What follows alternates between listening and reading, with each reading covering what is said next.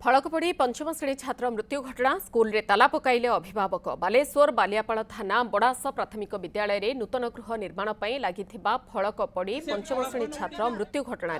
क्षतिपूरण दाबी रे अभिभावक एवं ग्रामवासी पक्षरु विद्यालय रे ताला पकाई धारणा देइथिले। घटनास्थल में पुलिस पहुंची लोकों बुझासुझा करथिला। गतकाली मध्याह्न भोजन पर खेलुथिबा बेले पंचम श्रेणी छात्र प्रहलाद धळंक उपरे आम ओडिशा नवीन ओडिशा फड़कटी पड़ जाइथिला। गुरुतर अवस्था तांकु बालियापाल गोष्ठी स्वास्थ्य केन्द्र में भर्ती करा जाइथिला। सेठारे तांकर अवस्था गुरुतर हेबारु तांकु बालेश्वर फकीर मोहन मेडिकल कॉलेज को रेफर करा जाइथिला। सेठारे डाक्तर तांकु मृत घोषणा करथिले। आज क्षतिपूरण दाबी रे परिवार एवं ग्रामवासी पक्षरु स्कूल गेट रे ताला पकाई टायर जाली रास्ता अवरोध करा जाइथिला। पिलार पेन भी कमी गला कथा कहला ता माँ को मागिकी मोबाइल भी देखला मत मोबाइल दिए मुझे देखी तापर पर से आनीजी फिल कला आम अनुभव कले ताकू हाइड्रोजन लेवलटा तार सर्ट होगा लगे आम जहाँ फिल कले आम कार करी प्राइवेट आम्बुलांस करी आम जन सार जाइंट कानुचरण बाबू आ बापा माँ ता काका मैंने बालेश्वर नहीं एडमिशन कर फकीर मोहन मेडिकल कॉलेज रे एडमिशन करते अध घंटे पर बोधे ट्रिटमेंट अध घंटे पर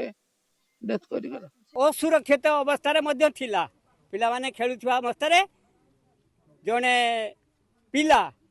से ठिया होइतिला ता पाखरे अन्य जड़े पिला थिला से माने खेलुवा अवस्था अन्य जड़े पिला प्रायतः आम देखिनु ठेलीची ता ऊपर पड़ी जो स्कूल आगे जो धारणा रे बसचंती हजार हजार महिला और पुरुष माने तांकर दाबीदार गोटे मात्र एकमात्र पुओ